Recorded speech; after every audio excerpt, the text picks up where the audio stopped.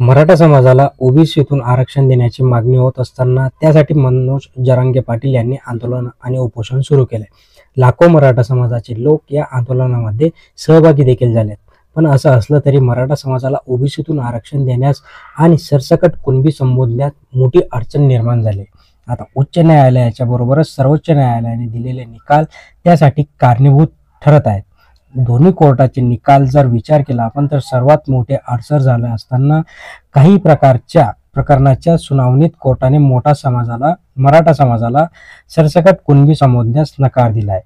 बाळासाहेब रंगनाथ चव्हाण यांना जात पडताळणी समितीने 2001 मध्ये कुणबी प्रमाणपत्र दिलं होतं. त्यावर जगन्नाथ होले यांनी तक्रार दाखल केली होती. मात्र दाद न मिळाल्याने जगन्नाथ होले हे मुंबई उच्च न्यायालयात गेले होते. यात महाराष्ट्र शासन आणि बाळासाहेब चव्हाण यांना प्रतिवादी करण्यात आले होते. 17 ऑक्टोबर 2003 रोजी मुंबई उच्च न्यायालयाचे न्यायमूर्ती B.H. मार्लापल्ले आणि न्यायमूर्ती A.S. बग्गा यांनी याचा निकाल दिला होता. या आदेशातील परिच्छेद 17 मध्ये म्हटले आहे की या प्रकरणामध्ये सदर प्रमाणपत्र मान्य केले तर महाराष्ट्र संपूर्ण मराठा समाज हा कुणबी म्हणून स्वीकारावा लागेल. उच्च न्यायालयाच्या या निकालाविरोधात बाळासाहेब चव्हाण हे सुप्रीम कोर्टात गेले. तेथे त्यांनी उच्च न्यायालयाच्या निकालाला आव्हान दिलं. सुप्रीम कोर्टात न्यायमूर्ती B.N. अग्रवाल आणि न्यायमूर्ती P.K. बालसुब्रमण्यम यांच्या खंडपीठाने 15 एप्रिल 2005 रोजी निकाल दिला. त्यात त्यांनी सांगितलं की मुंबई हायकोर्टाचा निर्णय योग्य आहे. त्यात हस्तक्षेप करण्याची आम्हाला काहीही गरज वाटत नाही. त्यामुळे आम्ही ही याचिका फेटाळून लावत आहेत असा निकाल त्यांनी त्यावेळेस जाहीर केला. दरम्यान आणखी एक प्रकरण उच्च न्यायालयामध्ये गेलं.